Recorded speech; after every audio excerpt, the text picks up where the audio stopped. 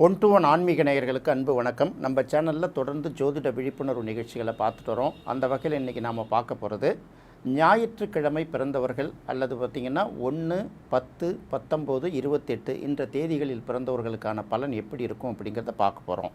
பொதுவாக ஞாயிறு அப்படிங்கிறது பார்த்திங்கன்னா வாரத்தின் முதல் நாள். அது மட்டும் இல்லை, நவக்கிரகங்களில் தலையாய கிரகம் சூரியன். இப்போ ரெண்டுத்தையும் சேர்த்து வச்சு தான் பார்க்கணும்.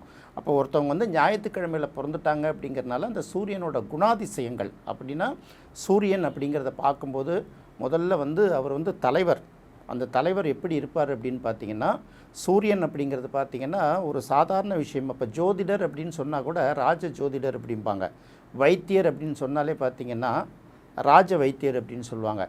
எல்லாத்துலேயுமே இந்த உயர்ந்த நிலை விருந்து கூட பார்த்திங்கன்னா ராஜ விருந்து, ராஜ உபச்சாரம் அப்படின்னு சொல்கிறோம்ல, எல்லாத்திலையும் முதல் நிலைமையில் இருக்கணும். ஒரு அரசனுடைய உணவு எப்படி இருக்கும் அப்படின்னு பார்த்திங்கன்னா எல்லா விதமான உணவுகளும் அதில் இருக்கணும். ஹையஸ்ட் உணவாக இருக்கணும், ஹைஜீனிக்கான உணவாக இருக்கணும், சுவையான உணவாக இருக்கணும், சுட சுட சாப்பிடணும். இது பார்த்திங்கன்னா அந்த சூரியனோட தன்மைகளில் ஒரு முக்கியமான தன்மை. அந்த தன்மை எப்படி இருக்கும் அப்படின்னு கேட்டிங்கன்னா, சாதாரண குடும்பத்தில் பிறந்து இருந்தால் கூட அந்த உணவு அப்படின்னு வரும்போது அது சுவையாகவும் சுத்தமாகவும் நாசுக்காகவும் அந்த உணவு இருக்கணும். அது சூரியனோட பிறந்தவர்கள் முதல்ல அது அரசனுக்குரிய உணவுலேருந்து தான் ஆரம்பிக்கும். அடுத்தது ஆடை அணிகலன்களை உடுத்துறது. ஆடை அணிகலன்களை உடுத்துறது பார்த்திங்கன்னா இருக்கிறதுலே ஒரு நல்ல பிராண்டு. சில பேர் பார்த்திங்கன்னா இந்த பிராண்டட் ஷர்ட்ஸ் தான் நிறைய போட்டுட்டு வருவாங்க. பார்த்திங்கன்னா என்ன ஏழையாக இருந்தால் கூட சில ஒரு 4-5 மட்டும் வச்சுருந்தா கூட அந்த அந்த ட்ரெஸ்ஸுன்னு பார்த்திங்கன்னா அது கம்பீரமாக இருக்கும் பார்க்குறதுக்கு. அந்த மாதிரி ட்ரெஸ்ஸை மட்டும்தான் போடணுங்கிற எண்ணமே அவர்களுக்கு வரும். அப்படி இருந்தால் கூட பார்த்திங்கன்னா வெளியில் எங்கே போனாலும் அதனுடைய தன்மையை எப்போதுமே தன்னோட சுயமரியாதையை விட்டு கொடுக்காத அளவுக்கு நடந்துக்குவாங்க. எப்போதுமே கூட்டத்தோடு இருக்கிறது அப்படின்னு ஒன்று இருக்காங்கல்ல. இப்போ அரசன் மட்டும் தனியாக இருந்தாங்கன்னா அவனுக்கு வேலைக்கு ஆகாது இல்லையா. அப்போ அரசன் எப்போதுமே பார்த்திங்கன்னா தளபதியோட படைசூழ இருக்கணும். படைத்தளபதி இருந்தால் தான் அரசனுக்கு ஒரு வேல்யூ இல்லையா. அப்போ அவர்களை சுற்றி பார்த்திங்கன்னா எப்போதுமே ஒரு 4-5 பேர், ஒரு சாதாரண நிலையில் இருக்கிறவங்க கூட பார்த்திங்கன்னா ஒரு 4-5 பேர் அவங்கள சுற்றி இருப்பாங்க. என்ன அப்படின்னு கேட்டிங்கன்னா, இவங்க சொல்கிறது, அதாவது இவர்கள் அவர்களை சார்ந்து இருப்பார்கள். எப்படின்னா இவர் ஒரு இப்போ 1ஆம் தேதி பிறந்தவர்களோ அல்லது ஞாயிற்றுக்கிழமை பிறந்தவர்களோ பார்த்திங்கன்னா பெரிய அளவுக்கு நல்ல செல்வாக்கான இடம் பெற்று இருக்கும்போது அவர் தன்னோட சார்ந்து இருக்கிறவங்களை அரவணைச்சிட்டு போகிறதுக்கான தன்மை உடையவர்களாக இருப்பாங்க. அவர்கள்ட்ட பேசுகிறதும் அப்படின்னு பார்க்கும்போது நம்ம பல விஷயங்கள் பேசுவோம். இப்போ நமக்கு ஒரு முதலமைச்சரை சந்திக்கிறதுக்கு ஒரு நாள் வாய்ப்பு கிடைக்கிது, ஒரு அரை மணி நேரம் வாய்ப்பு கிடைக்குதுன்னா அவர்கிட்ட நீங்கள் என்ன தேவையை நீங்கள் மனசில் வச்சு வைப்பீங்க அப்படின்னு ஒன்று இருக்கு இல்லையா. 10 கோரிக்கைகள் இருக்கும். இந்த 10 கோரிக்கைகளில் எதை முன்னாடி வைக்கிறது, எதை பின்னாடி வைக்கிறது, ப்ரிஃபரன்ஸ் அப்படின்னு சொல்லுவாங்கள்ல, அதை தேர்வு செய்து அவர்கள்ட்ட பேசணும். கண்ணாப்பண்ணான்னு ஒரு 10 விஷயத்த சொல்லிவிட்டு நான் தான் அப்போவே சொன்னேன்னு சொன்னால் அவங்களுக்கு பிடிக்காது. ஸோ அவங்கள பொறுத்தவரை அந்த என்ன விஷயமோ அதை நச்சுன்னு அவங்களுக்கு சொல்லணும். அதே போல் ஒருத்தவங்களுக்கு அவங்க எப்படி சாப்பிட்றாங்களோ அதே போல் தன்னுடைய நண்பர்கள் இவங்க ஒரு விருந்து கொடுத்தாங்கன்னு வச்சுக்கோங்களேன். இந்த விருந்து கொடுக்கறது கூட பார்த்திங்கன்னா அவர்களுக்கும் கிட்டத்தட்ட அதே மாதிரி இவங்க சாப்பிட்றது என்னவோ அதே தான் அவங்களுக்கும் கொடுப்பாங்க. நான் பெரிய நிலைமையில் இருக்கேன், அதனால் எனக்கு ஒரு மாதிரியான சாப்பாடு, எனக்கு கூட இருக்கிறவனுக்கு இன்னொரு மாதிரியான சாப்பாடெலாம் கிடையாது. அதுதான் அந்த ராஜகம்பீரம் அப்படின்னு சொல்கிறது. அப்போ அதெல்லாம் பார்த்திங்கன்னா அந்த சூரியனுக்குரிய தகுதிகளாக நம்ம பார்த்துட்டு வரோம். இதை ஏன் 1ஆம் தேதி, அப்புறம் 10ஆம் தேதி, 19ஆம் தேதி, 28ஆம் தேதி பிறந்தவர்கள் அப்படின்னு எடுக்கிறாங்கன்னா, சூரியனோட எண்ணிக்கை நியூமராலஜியில் சொல்லும்போது 1 அப்படிங்கிறோம். இந்த நியூமராலஜி வாழ்க்கையில் பலன் சொல்கிறதுக்கெல்லாம் சரியாக வருமா அப்படின்னு பார்த்தீங்கன்னா மேக்ஸிமம் அது சரியாக வராது. ஆனால் குணத்தோட சில கேரக்டர்கள், ஒரு 10 கேரக்டரை எடுத்தோம்னா அந்த 10 பேருக்கு பொதுவான சில விஷயங்கள் இருக்கும். இப்போ 1ஆம் தேதி பிறந்தவங்களுக்கு பூரா பார்த்திங்கன்னா ஒரு பொதுவான குணங்கள் இருக்கும்ல. அதில் தான் பார்த்திங்கன்னா உடை அணியிறது, உணவு பண்ணுறது, கூட இருக்கிறவங்களை ட்ரீட் பண்ணுறது, அதே போல் எப்போதுமே பார்த்திங்கன்னா தன்னை ஒரு தலைமை பீடத்தில் இருக்கிற மாதிரி நினச்சிக்கிட்டு மற்றவர்களோட குறையை தீர்க்கிறது, மற்றவர்கள் அதிகாரம் பண்ணுறது மட்டுமே சூரியனோட வேலை இல்லை, மற்றவர்களோட பிரச்சனை கூடுமான வரைக்கும் தீர்க்கிறது, இது எல்லாத்தையும் செய்து கொடுக்கறது இந்த 1ஆம் நம்பரோட வேலை அப்படின்னு வச்சுக்கலாம்.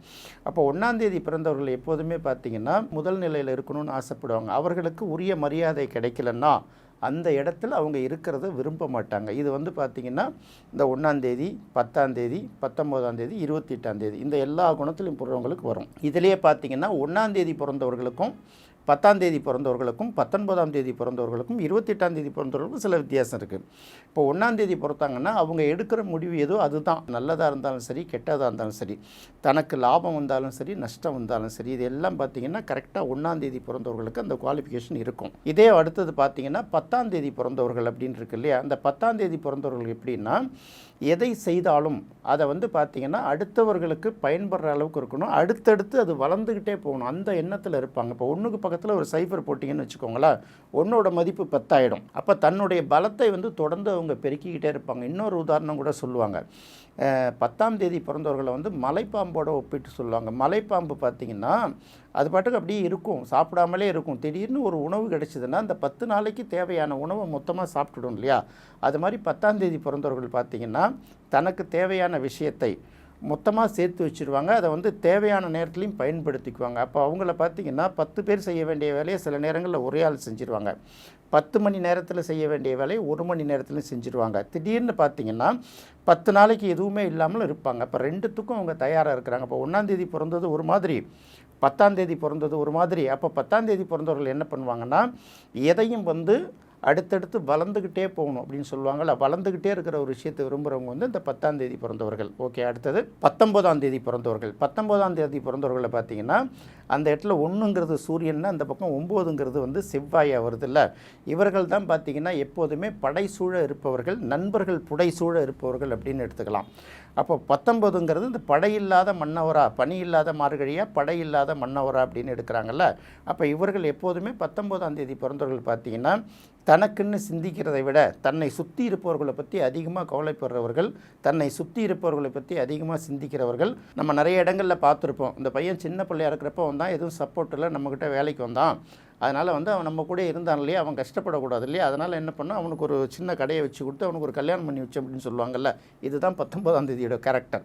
அந்த 19ஆம் தேதி பிறந்தவங்க பல பேர் பார்த்திங்கன்னா அவங்களுக்கு இந்த கேரக்டர் இருக்கும். தன்னை நம்பி வந்துட்டாங்கன்னா அவங்கள வந்து அதை அரவணைச்சி அவங்களுக்கு ஒரு வழிகாட்டணும். வழிகாட்டினா தான் அது எப்படி இருந்தாலும் சூரியன் தலைவர் தானே, அப்போ அந்த வழியை காட்டணும் அப்படிங்கிறதுல அவங்க ரொம்ப கவனமாக இருப்பாங்க.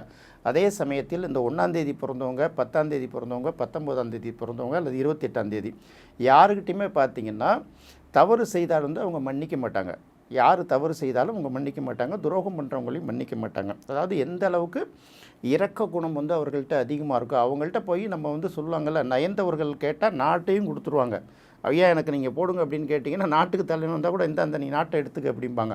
அவங்கள்ட்ட போய் அதிகாரம் செலுத்தணும்னு வச்சுக்கோங்க, ஒரு துரும்ப கூட கிள்ளி போட மாட்டாங்க. இது வந்து அவர்கள்ட்ட இருக்கும். அதனால் அவர்கள்ட்ட வந்து நல்லவர்கள், நல்ல தலைவர்கள் அப்படின்னு தெரிஞ்சிட்டுனாலே அவர்கள்ட்ட நீங்கள் எந்த அளவுக்கு விசுவாசமாக இருக்கீங்களோ அந்த அளவுக்கு வந்து அவர்கள்ட்ட வந்து நீங்கள் தேவையான வெளிச்சத்தை பெற்றுக்கொள்ளலாம். இது வந்து எப்படின்னா பவர் டேம். இந்த பவர் டேம் கிட்டேருந்து நீங்கள் வெளிச்சத்தை எடுத்துக்கலாம். அந்த ஒட்டுமொத்தமாக அந்த பவர் டேமை காலி பண்ணணும்னு நினச்சிங்கன்னா அப்புறம் அது வந்து மின்சாரம் ஷாக் அடிக்குது இல்லையா, அந்த மாதிரி ஷாக் அடிக்கக்கூடிய ஒரு சூழ்நிலை உருவாகும். அடுத்து 28ஆம் தேதி பிறந்தவர்கள் அப்படின்னு எடுக்கிறோம் இல்லையா, 1 பார்த்துட்டோம், 10 பார்த்துட்டோம், 19 பார்த்தோம், 28 பார்த்துட்டோம். இது கொஞ்சம் வித்தியாசமான காம்பினேஷன் உள்ளது.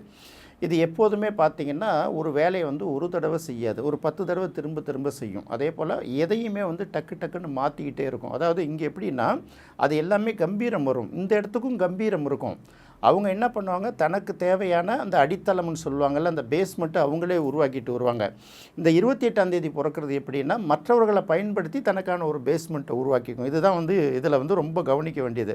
அப்போ 28ஆம் தேதி பிறக்கிறவர்கள் நீங்கள் ஒரு நிறுவனங்கள் கூட எடுத்துக்கிட்டிங்கன்னா சரி, சில பேர் பார்த்திங்கன்னா இண்டிவிஜுவலாக தன்னோட உழைப்பை மட்டுமே நம்பி இருக்கிறவங்க இருப்பாங்க. இன்னும் சில பேர் என்ன பண்ணுவாங்க, ஃபஸ்ட்டு லேசாக ஸ்டார்ட் பண்ணிவிட்டு மற்றவரோட சப்போர்ட்டை எடுப்பாங்க. இன்னும் சில பேர் பார்த்திங்கன்னா எல்லாரையும் அரவணைச்சு அதை லீடர்ஷிப்பை இருந்து கொண்டுட்டு போகிறது ஒரு டைப் இருக்கும்ல. இவர்கள் எப்படி இருப்பாங்கன்னா மற்றவர்களுடைய வசதி வாய்ப்புகளை பயன்படுத்திக்குவாங்க. குடும்பமானவர் ஏதாவது மற்றவர்கள்ட்ட இருக்கக்கூடிய விஷயங்கள் எல்லாத்தையும் திரட்டி இவங்களே வந்து ரிஸ்க் எடுத்து அதுக்கப்புறம் மேலே வந்து அதுக்கப்புறம் இவங்க வேறு மாதிரி திருப்பி கொடுப்பாங்கன்னு வச்சுக்கோங்களேன். இவர்கள் எப்போதுமே பார்த்திங்கன்னா சொல்லுவாங்க தெரியுமா, ஓபிஎம் அப்படின்னு ஒரு சொல்லுவாங்க, அதர் பீப்புள் மணியை யூஸ் பண்ணுற பீப்புள் அப்படின்னு எடுத்துக்கலாம். அதர் பீப்புளோட உழைப்பையும் பயன்படுத்துவர்கள், ஆனால் பயன்படுத்தி மேலே வர்றதுக்கு அவர்களுக்கான வாய்ப்பு அதிகமாக இருக்குது. இதுதான் பார்த்திங்கன்னா 1ஆம் தேதி பிறந்தவர்கள், ஜாதகத்தில் சூரியன் ஆதிக்கம் மிக்கவர்கள், ஞாயிற்றுக்கிழமை பிறந்தவர்கள் அப்படின்னு எடுக்கிறோம். அப்போ ஞாயிற்றுக்கிழமை பிறந்தவர்களுக்கான குணத்தை பார்த்தோம். 1, 10, 19, 28ஆம் தேதி பிறந்தவர்களோட குணத்தை பார்த்தோம். அடுத்தது பார்த்திங்கன்னா சூரியன் ஒரு ஜாதகத்தில் எங்கெங்கே இருக்குது அப்படின்னு பார்க்கும்போது சூரியன் வந்து 3, 6, 10, 11ஆம் இடங்களில் ஒரு ஜாதகத்தில் இருக்கிறதே சிறப்பு அப்படின்னு எடுக்கிறோம். ஏன்னா மற்ற இடங்கள் சிறப்பு இல்லைன்னு எடுக்க முடியாது. பொதுவாக வந்து 6, 8, 12 அப்படிலாம் சொல்லுவாங்களே தவிர, சூரியனை பொறுத்தவரை 6ஆம் இடத்துல இருக்கிறது ரொம்ப சிறப்பு தான். 8ஆம் இடத்துல இருக்கிறதும் ரொம்ப சிறப்பு. ஆனால் புதன் கூட இருக்கும்போது சிறப்பாக அது வந்து பணியாற்றும். ஆனால் தனியாக சூரியன் இருக்கிற இடத்துல அது நல்ல பலனை கொடுக்காது. இந்த சூரியனை வேறு ஏதாவது கிரகங்கள் பார்த்திருந்தால் அதோட பலன் மாறுபடும். அதே போல் 12ஆம் இடத்துல இருக்கிற சூரியனுக்கும் அவ்வளோ வேல்யூ கிடையாது. ஆனால் அந்த 12ஆம் இடத்துல இருக்கக்கூடிய சூரியனோடு புதன் சேர்ந்தால் அதுக்கு வந்து வேல்யூ கூட, அது வந்து யோகமாக வேலை பார்க்கும். இப்போ இதெல்லாம் எடுத்து தான் பார்த்தீங்கன்னா ஞாயிற்றுக்கிழமை பிறந்தவர்கள் 1, 10, 19, 28ஆம் தேதி பிறந்தவர்கள், அடுத்தது வந்து ஜாதகத்தில் சூரியன் நல்ல நிலைமையில் இருப்பவர்கள், இது எல்லாத்தையும் பார்க்கணும். ஒருத்தவங்க ஞாயிற்றுக்கிழமையில் பிறந்துட்டாங்கங்கிற ஒரே காரணத்தினால அவங்க எல்லாம் அந்த குவாலிஃபிகேஷனோடு இருப்பாங்க அப்படின்னு எதிர்பார்க்க முடியாது. ஞாயிற்றுக்கிழமையாக பிறந்தவர்களாக இருந்து அவர்களுடைய ஜாதகத்தில் சூரியன் நல்ல நிலையில், இப்போ ஒரு லக்னத்துக்கு தகுந்த மாதிரி மாறுபடும். உங்களுடைய லக்னத்திலேருந்து பிறந்த ஜாதகத்தில் 3ஆம் இடம், 6ஆம் இடம், 10ஆம் இடம், 11ஆம் இடங்கள், அது எந்த இடத்துல இருந்தாலுமே நல்லது தான் வச்சுக்கோங்க. ஒருவேளை சரலக்கணமாக இருந்து, ஏன்னா நம்ம சரலாக்சிகள் சரலக்கணமெல்லாம் வன்மத்தக்கூன்னு சில பேர் பேசிகிட்டு இருப்பாங்க. அப்படி இல்லை, அது பாதகஸ்தானம்னு வர்றதுனால அந்த இடத்துல இருக்கக்கூடிய சூரியன் வந்து இந்த பலனை கொடுக்காது. அதுக்கு குரு பார்வை கிடைச்சிருந்ததுன்னா ஓகே, சுபக்கிரகங்களோட பார்வை கிடைச்சிருந்தா அதோட தன்மை கொஞ்சம் மாறுங்கிறத மட்டும் மனசில் வச்சுக்கணும். அப்போ நீங்கள் என்ன தேதியில் பிறந்திருந்தாலும், என்ன கிழமையில் பிறந்திருந்தாலும், அவங்களோட பிறந்த கிழமைக்கு உரிய கிரகம் அவங்களுடைய ஜாதகத்தில் நல்லாக இருந்ததுன்னா அது வந்து நல்ல பலனை கொடுக்கும். அதே போல் பிறந்த தேதின்னு நம்ம குறிக்கிறோம் இல்லையா, அதற்குரிய கிரகம் லக்னத்தில் இந்த ஜாதகத்தில் நல்லாக இருக்கிற பட்சத்தில் பார்த்திங்கன்னா அவங்களுக்கான பலன் கிடைக்கும். ஆனால் எப்போதுமே வந்து பார்த்திங்கன்னா இதெல்லாம் ஏன் பார்க்கணும் அப்படின்னு கேட்டிங்கன்னா, இந்த தன்மையை நீங்கள் மனசுக்குள்ளே வளர்த்துக்கலாம். எண்ணம் போல் வாழ்க்கை அப்படின்னு சொல்கிறாங்கல்ல, நம்ம சூரியனோட இதில் பிறந்துட்டோம், அதனால் அடுத்தவங்களை அதிகாரம் பண்ணணும்னு நினைக்கக்கூடாது. அடுத்தவர்களை காப்பாற்றக்கூடிய பொறுப்பு நமக்கு வந்துடுச்சுன்னு நினச்சி முடிஞ்ச வரைக்கும் அந்த தன்மையில் இருந்துட்டிங்கன்னா ஆட்டோமேட்டிக்காக நீங்கள் லீடர் ஆகிடுவீங்கிறது தான். அப்போ ஞாயிற்றுக்கிழமை பிறந்தவர்களுக்கு வந்து தலைவராகக்கூடிய வாய்ப்பு அதிகமாக இருக்குங்கிறது இந்த மூலமாக நம்ம நிகழ்ச்சியில் தெரிஞ்சுக்கலாம். என்ன நேயர்களே, இது உங்களுக்கு ரொம்ப பிடிச்சிருக்குன்னு நினைக்கிறேன். மீண்டும் மற்றொரு சுவையான நிகழ்ச்சியில் சந்திக்கலாம். நன்றி, வணக்கம்.